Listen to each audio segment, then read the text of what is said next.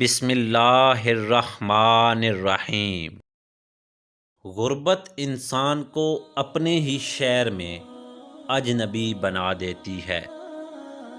پریشانی خاموش رہنے سے کم، صبر کرنے سے ختم اور شکر کرنے سے خوشی میں بدل جاتی ہے۔ کسی کا عیب تلاش کرنے والے کی مثال اس مکھی کی ہے جو سارا جسم چھوڑ کر زخم والی جگہ پر بیٹھتی ہے۔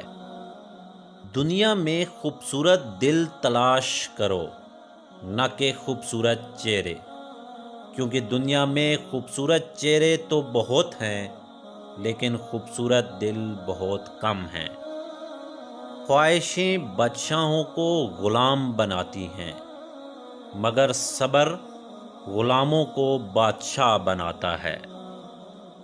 جو شخص ہمیشہ تمہاری خوشی چاہے، اس کا اداس ہونا تمہارے لیے فکر کی بات ہے۔ انسان کے جسم کا سب سے خوبصورت حصہ دل ہے۔ اگر یہی صاف نہ ہو تو چمکتے ہوئے چہرے کا کیا فائدہ؟ جو لوگ برداشت کرتے ہیں ان کے ساتھ اٹھو بیٹھو، اس طرح تمہاری برداشت میں بھی اضافہ ہوگا۔ دوستی اور محبت ان سے کرو جو نبھانا جانتے ہوں، نفرت ان سے کرو جو بھلانا جانتے ہوں، غصہ ان سے کرو جو منانا جانتے ہوں۔